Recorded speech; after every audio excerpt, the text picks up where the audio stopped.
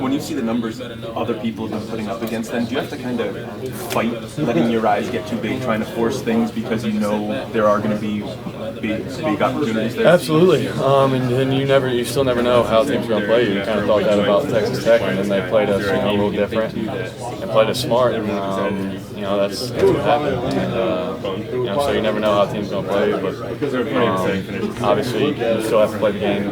It doesn't just stats don't play the game for you the week before. You still got to go out there and play it. That's what we plan on doing. A lot of season left, I get that. You guys are game to game, but to be in the thick of the Big 12 race, 5 weeks left in the season, and people picked you guys 8 at the beginning of the year. What's it feel? I think Vegas had our over/under at like 3 wins, so I'm glad we got past that. But it's something we knew we could do. Not a lot of people obviously thought that, but it's something we knew we could. And, it's just we haven't exceeded expectations. We haven't met them yet. We're still pushing and working towards them. So that's our mindset right now. Is there a different mentality with this team right now than maybe there had been that existed in the past? I would think so. And I think that's a thing with every team. Each year has a different mentality. At least for the 4 or 5 years I've been playing, each team I can think of, we've always had a different. Each year is a different season. This year we're good all around team. Good offense, good defense, great defense. Been playing big. Special teams, on and off, but still for the most part consistent. Winning games at the end, finishing fourth quarters. I'm happy with the team, obviously, and we just got to keep going. Was there a tipping point for that? Was there a moment that stands out to you for when you guys said, enough's enough, this is changing for us? It's still continuing to grow. You would think, you're like Maryland, we finished one, and then, Texas Tech, we had to come back and finish one, and then, we beat Baylor, beat us by 10,000 points last year. So it's, it keeps adding on week and week. So. The Heisman's awarded today. Did Kevin be in New York? I think he should. Absolutely. He's been a phenomenal player. Every time he gets a chance to, he makes plays. So that's. I'm not a Heisman voter, but I'd give him my vote. That's for sure. Did you guys agree to split the PI yardage? Oh, shoot! We should have had a lot more. That's what you kind of have to do. And at the end, they were PI and everyone. We knew that's how they played, and we would have had definitely a lot more yards and a lot more points if that didn't happen. So. What's the difference between throwing to him and throwing to somebody else? He just attacks the ball phenomenally. Anytime it's up there, he wants it to be his. He makes sure it is his, and if it's not, he makes sure it's going to not be someone else's. Except for on Saturday. I'll let him get away with that one. He kind of cost me a pick, but he's made enough plays that I'll say, hey, pat him on the back and say you're fine. Don't worry about it. But can you take chances more so with a guy like that than you would with somebody else? Absolutely.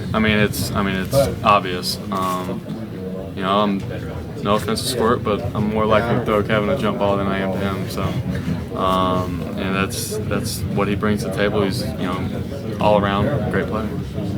Clint, obviously, as the season's gone along, it's kind of obvious that you have a lot of confidence in your offensive line. Talk to us a little bit about how that feels, how much more confidence that gives you, knowing that they're going to protect you most of the time. They're getting better week in and week out, and that's just. I was happy with them at the beginning of the season, so that's just even more confident. And people are bringing 2 or 3 more than we can block, and we're still picking up one guy's picking up 2, and it's definitely encouraging to see, and it's definitely. Is that allowing you to do some things that maybe you wouldn't take the risk on last year? Absolutely. There's time. I've watched film where there's times back there where I'm going through each progression and going back to it and trying to make something happen. And last year I didn't have that time, and that has a lot to do with the way we're playing, how fast we're playing, how much better they are playing up front, how much better I'm playing, and all around.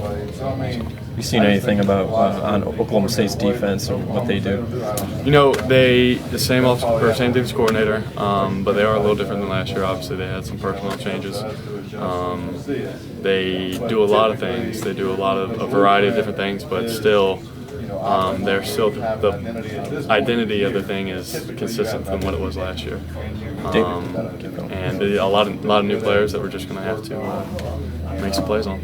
Dana was saying that he doesn't foresee this game being a trap game of sorts just because the maturity level is off the charts with this team. Do you feel the same way? Yeah, it's not. I mean, they're favored, so. I don't know how it can be a trap game if they're favored. So, and we take that attitude all the time. You know, I think maybe some people are like, oh, hopefully their heads won't get too big, but we're ranked like 22nd or something. So I mean, we still got a long way to go.